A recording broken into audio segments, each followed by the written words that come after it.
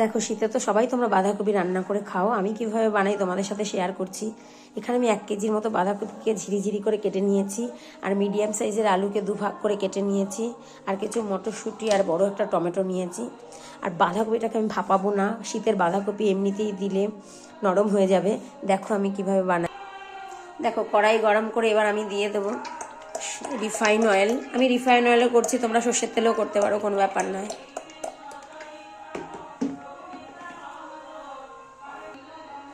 তেল গরম হয়ে গিয়ে দিয়ে দেবো সাদা জিরে, একটা শুকনো লঙ্কা, তেজপাতা। ফোড়নটা থেকে গন্ধ বেরিয়ে গেলে দিয়ে দেবো আলু। আলুটা ভাজা ভাজা হয়ে গেলে দিয়ে দেবো এর মধ্যে আদা বাটা 1 চামচ, 1 চামচ আদা বাটা, 1/2 চামচ কাঁচা লঙ্কা বাটা,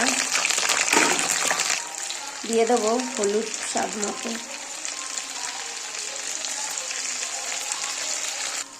আদা কাঁচা লঙ্কার কাঁচা গন্ধটা চলে গেলে এবার আমি দিয়ে দেবো এর মধ্যে 1 চামচ জিরে গুঁড়ো, 1/2 চামচ ধনের গুঁড়ো আর সামান্য শুকনো লঙ্কার গুঁড়ো দিয়ে দেবো। মশলাটা ভালো করে কষিয়ে নিতে হবে। দিয়ে দেবো একটা বড় সাইজের টমেটো ডুমু ডুমু করে কেটে।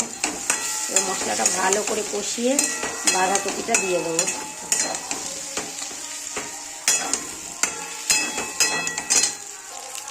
দিয়ে দেবো মটরশুঁটিটাকে দিয়ে দেবো।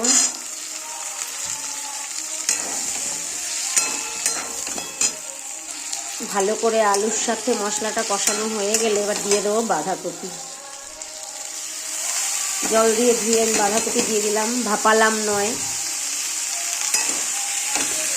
ভালো করে বাঁধাকপির সাথে মশলাটা আলুটা মিশিয়ে দিতে হবে। বাঁধাকপিটা ভালো করে মিশিয়ে এবার আমি নুন দিয়ে দেবো, স্বাদ মতো নুন দিয়ে দেবো। দিয়ে ভালো করে মিশিয়ে এবার আমি ঢেকে দেবো। আঁচটা মিডিয়াম থেকে কমে রাখতে হবে। ঢেকে ঢেকে আমি রান্নাটা করব।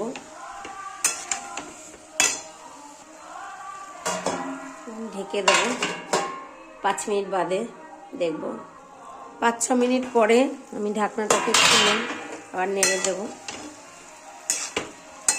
দেখো এমনিতেই নরম হয়ে গেছে বাঁধাকপিটা, ওর জন্য এখনকার শীতের বাঁধাকপি না ভাপালেও হয়। নেড়ে আবার আমি ঢেকে ঢেকে রান্না করবো এটাকে।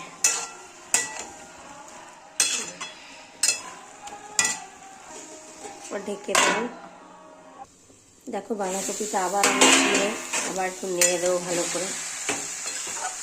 পুরো মাখো মাখো হয়ে গেছে।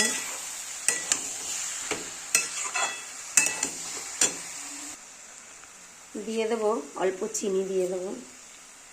বাঁধাকপি একটু ঝাল ঝাল মিষ্টি মিষ্টি ভালোই লাগে খেতে। দেখো বাঁধাকপিটা আমার প্রায় হয়ে গেছে, কি সুন্দর মাখো মাখো হয়েছে। এবার আমি দিয়ে দেবো সামান্য গরম মশলা।